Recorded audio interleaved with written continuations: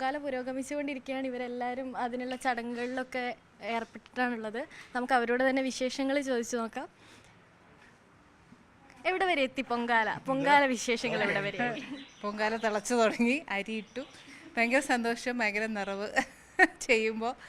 ഇത്തവണത്തെ പൊങ്കാലയിൽ എന്താഗ്രഹമാണ് സാധിക്കാനുള്ളത്? പൊതുവെ എല്ലാവരും ഓരോ ആഗ്രഹങ്ങളൊക്കെ ഉണ്ടാവുമല്ലോ സാധിക്കാൻ പൊങ്കാല ഇടുന്ന സമയത്ത്. ഇത്തവണ എന്താണ് ആഗ്രഹം?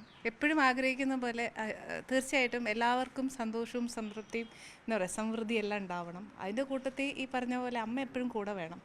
അതാണ് ഏറ്റവും വലിയ പ്രാർത്ഥന. അല്ലാതെ അത് പിന്നെ നമ്മൾ ചെയ്യുന്ന എല്ലാ കർമ്മവും അമ്മയുടെ പാദത്തിൽ വയ്ക്കുക, അമ്മ എല്ലാം നല്ലതാക്കി തരണേ എന്നുള്ളൊരു പ്രാർത്ഥനയായിട്ടു. എങ്ങനെയുണ്ട് ഇത്തവണത്തെ പൊങ്കാലയുടെ ഒരു എക്സ്പീരിയൻസ്? കാരണം എല്ലാ വർഷവും ഇടുന്നതാണ്, എല്ലാ വർഷവും ഒരേ എക്സ്പീരിയൻസ് ആയിരിക്കില്ലല്ലോ. ഇത്തവണത്തെ എക്സ്പീരിയൻസ് എങ്ങനെയുണ്ട്? ആക്ച്വലി എക്സ്പീരിയൻസിനെക്കാട്ടിലും എനിക്ക് ഭയങ്കര എന്താ പറയുക നിറവും സന്തോഷവും എനിക്ക് ഏറ്റവും കൂടുതൽ. ഇവിടെ ഏട്ടൻ്റെ അമ്മ ഉണ്ടായിരുന്നപ്പോൾ തൊട്ടാണ് വീട്ടിലിട്ട് തുടങ്ങിയത്. അപ്പം അത് തന്നെ ഞാനിപ്പോഴും കണ്ടിന്യൂ ചെയ്യാണ്. കാര്യം അമ്മ ഇപ്പം ഇല്ല എൻ്റെ കൂടെ, എന്നാൽ അമ്മ ഇവിടെ ഉണ്ട് എന്നുള്ളൊരു സാന്നിധ്യമാണ് എനിക്കെപ്പോഴും.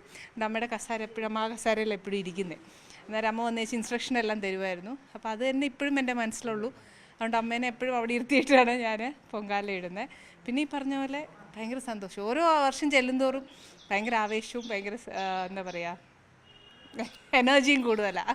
പൊങ്കാലയ്ക്ക് അമ്മ പറഞ്ഞു തന്ന കാര്യങ്ങളൊക്കെ ഇപ്പോഴും അതുപോലെ തന്നെ ഫോളോ ചെയ്യുന്നുണ്ടാവുമല്ലോ? അപ്പോൾ എല്ലാം അമ്മ പറയുന്ന പോലെ തന്നെയുള്ളൂ, എല്ലാം നടത്തിയിട്ടുള്ളൂ.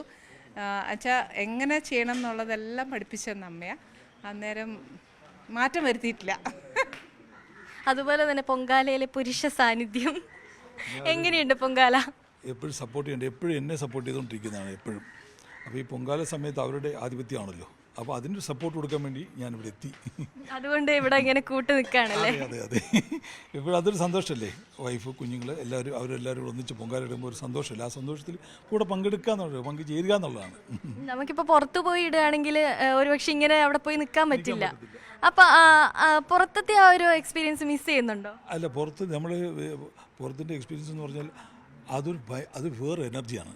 അവിടെ വെളിയിലോട്ട് പോകുമ്പോൾ എന്നാൽ അവിടെയൊക്കെ പോകുമ്പോഴേ ഫുള്ളൊരു ഭക്തസാന്ദ്രമായ അന്തരീക്ഷമേ മാറുകയാണ് അവിടെ.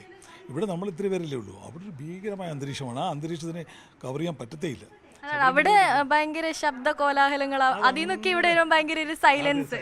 അതാ പറഞ്ഞത്, ആ എനർജി അത് ഭയങ്കര എനർജിയാണ്. അത് ഫീൽ ചെയ്താലേ പറ്റത്തുള്ളൂ. അത് നമ്മൾ അനുഭവിച്ചിട്ടുണ്ട്, നമ്മൾ പോയി കണ്ടിട്ടുണ്ട് അവിടേക്ക്. ഇത്തവണയും പോകാൻ തോന്നുന്നുണ്ടോ?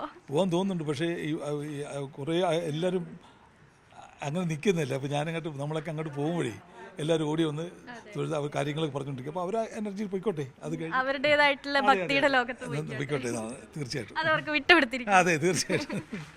അങ്ങനെ ഷാജി കൈലാസിന്റെ വീട്ടിലെ പൊങ്കാല ചടങ്ങുകളൊക്കെ പുരോഗമിച്ചുകൊണ്ടിരിക്കുകയാണ്. ശ്രീജ, ഇവിടെ പൊങ്കാല തിളയ്ക്കുന്നത് നമുക്ക് കാണാം വിഷ്വൽസിൽ. ഇത്തവണ എന്തൊക്കെ വിഭവങ്ങളാണ് ഉള്ളത്? ഇതുവരെ ഇപ്പോൾ മറ്റേ ശർക്കര പായസം, അത് പിന്നെ മണ്ടപ്പുറ്റെന്ന് പറഞ്ഞൊരു പ്രത്യേകത ഉണ്ട്, അമ്മയ്ക്ക് കൊടുക്കുന്ന ഒരു സംഭവമാണ്. പിന്നെ തെരളി അപ്പം എന്ന് പറഞ്ഞിട്ട് ഇല വെച്ചിട്ട് ഉണ്ടാക്കുന്ന ഒരു സംഭവം. അത് 3 ഇപ്രാവശ്യത്തെ ഇത്. അങ്ങനെ ആഘോഷമാക്കട്ടെ ഇത്തവണത്തെ പൊങ്കാല, എല്ലാ ആഗ്രഹങ്ങളും സാധിക്കട്ടെ. ഷാജി കൈലാസിൻ്റെ വീട്ടിലും പൊങ്കാല അങ്ങനെ പുരോഗമിച്ചുകൊണ്ടിരിക്കുകയാണ്. എല്ലാവരും ഭക്തി നിർഭരമായ നിമിഷങ്ങളിലാണ്, ആഘോഷത്തിലാണ്. എല്ലാവരുടെയും സങ്കടങ്ങളും സന്തോഷങ്ങളും ഒക്കെ പറഞ്ഞു തീർക്കുകയാണ്.